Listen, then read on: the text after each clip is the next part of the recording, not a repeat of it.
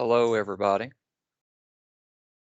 This is the recording of the procurement and reimbursement portion of the latest EANS webinar that was not recorded at first, but I'm going back and recording my section for you.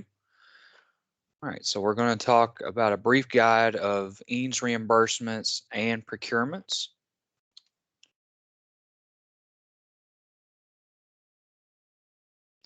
So the PowerPoint was created to use as a helpful how-to guide on the following: properly completing the EANS reimbursement request form, identifying the appropriate forms of proof of payment, identifying the correct way to label supporting documentation, and identifying the correct way to individualize each item that is being requested for reimbursement. We're also going to cover some procurement tips and tricks for your procurement request as well. Okay. So the acceptable forms of supporting documentation include the acceptable proof of purchase, and then proof of payment. So an acceptable proof of purchase must show you actually ordered and purchased the item. This could be an itemized store or business receipt, or an itemized invoice or shipping receipt. Your proof of payment must show that you actually paid a company. This could be a canceled check. If you provide your monthly statement with all checks, please circle the checks that pertain to your reimbursement request. It could be a bank statement with specific items highlighted or circled.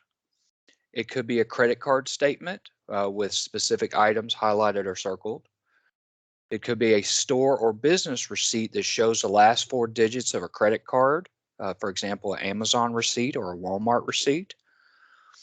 And lastly, it could be a screenshot of your electronic banking payment system, such as QuickBooks. Here we have an example of an acceptable proof of purchase with a corresponding acceptable proof of payment. On the left, you'll see an invoice that's itemized. The date and the total has been circled. And on the right, you'll have the canceled check front and back required. The second acceptable example is acceptable proof of purchase with the corresponding acceptable proof of payment. On the left, you have the invoice itemized, and on the right, you have the payment stub. You have to have both: payment stub, check stub, and the itemized receipt. And that receipt on the check stub, it should match the date, the company name, and the total. On your third example, you have a invoice on the left, itemized invoice on the left, and then you have a bank statement that shows the amount that was charged, the amount that was debited from that company on the right. A fourth example, you have the proof of purchase on the left as an invoice, and on the right, you have the credit card statement with the payment in question highlighted. Also on the left, on the invoice, the 2 items that they're seeking reimbursement has been highlighted. If you're not seeking for reimbursement on all the items listed on your invoice, you have to highlight those. A fifth example is Amazon and Walmart order documents provide the last 4 digits of the credit card number and are acceptable for both the proof of purchase and proof of payment. So any type of invoice, if you walk into the store, you go to Sam's Club or Kroger or any type of in-store facility and make a purchase, that receipt is going to show your proof of payment if you pay with a credit card. And so that can constitute as a proof of purchase and as a proof of payment. Here's a look at the reimbursement request form. You will fill out your receipt date, your reimbursement category. Don't worry about the department object. That is something that my team will handle. Your description, quantity, unit price, and your amount is already formulated. You shouldn't have to touch that, and it automatically totals for you. But all of the information about your school, your requester name, vendor number, address, request date, all of that has to be filled out as well. When you have multiple purchases of the same item or product, do not individually list multiple quantities of the same item. That only confuses us and can easily confuse yourselves as well.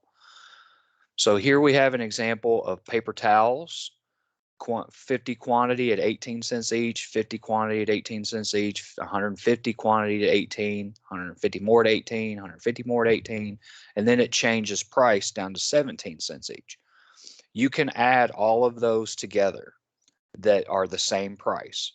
So all the ones that are 18 cents each, you can add that quantity together and make that one line.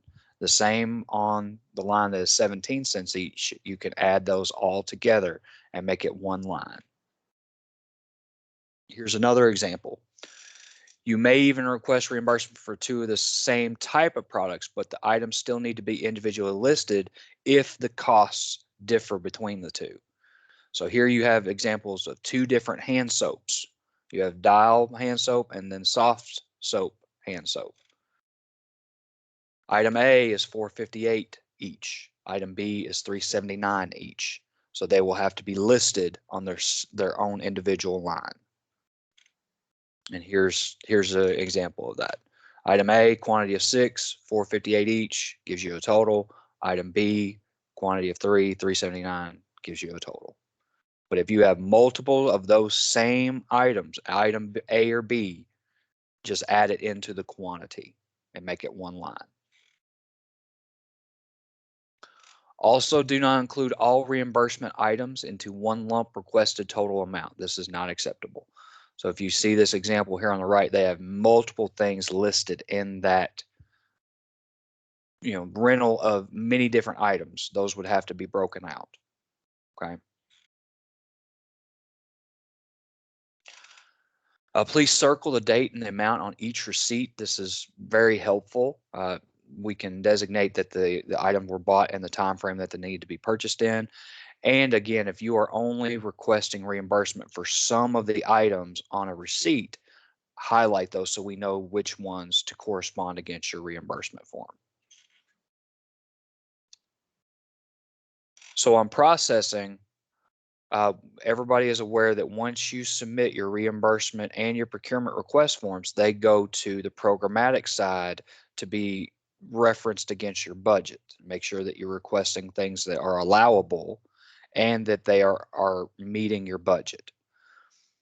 So once they leave the programmatic side and the reimbursement requests are sent to us and to finance, once finance receives an approved request from the programmatic side, finance will process reimbursement requests approximately 30 days after all required materials are submitted to the KDE reimbursement box. However, a caveat with that, submitting all the required materials in the original request and in an organized manner will help to ensure payment in approximately 30 days from once we receive it. Okay, it can be at the programmatic side for a long time, but once it gets to us, we are processing within 30 days. However, if we have to reach out to you for additional documentation, proofs of purchase, proofs of payment, we can't make hide nor tail of what your reimbursement request is versus the supporting documentation that you have submitted. We can't make them jive. We can't understand what you're trying to do. Then that's going to slow things up. So the 30-day window basically is now gone. Okay. So submitting these things that are easy to read and all the supporting documentation is there will speed up the process of us getting your payments back out to you in a timely manner. Okay, now we're going to shift gears and go into procurement tips and tricks. Procurements are going to take much longer than a 30-day turnaround from whence they get the requests get to the finance side out of the programmatic staff.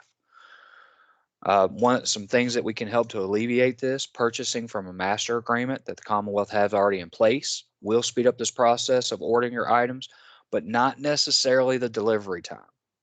Supply chains are struggling across the USA, therefore lead times on certain products are very long.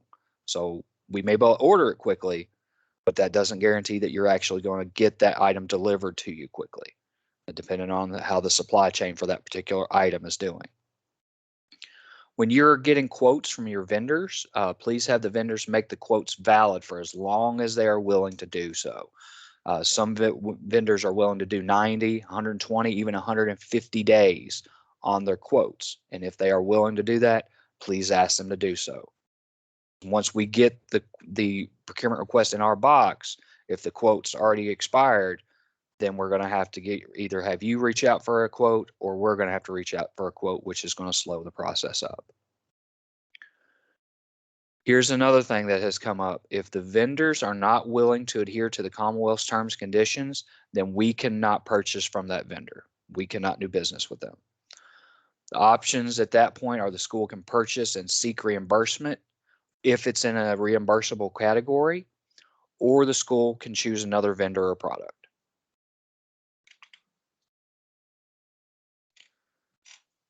So the link below is a resource for all state master agreements and vendor contact info. Then these are the link that this is going to take you to is for the master agreements that are all state, meaning that every agency has access to them. We at KDE have some KDE specific master agreements for instructional devices and educational technology. Some of those vendors include Dell, Encore, ProSys, HP, Lenovo, CDWG, and SHI. If you have any questions regarding state master agreements, who is on state master agreement, what's on state master agreement, who your contact would be with a particular vendor, please reach out to us and we can help you with that. All right, we are at the end of the slideshow.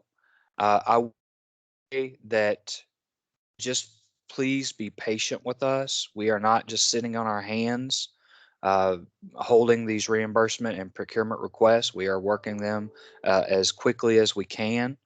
There are many steps to the procurement process, therefore it's taking so much longer. And with the reimbursement requests, again, if any of the documentation is out of sync, then that's going to slow up the process of us getting the reimbursement out to you. So the more work that you put in on the front end to make your reimbursement request easier to process, that is going to speed up the process for us to get the payment out the door to you. I hope this has been helpful for you, and please reach out to us if you have any questions. Thank you.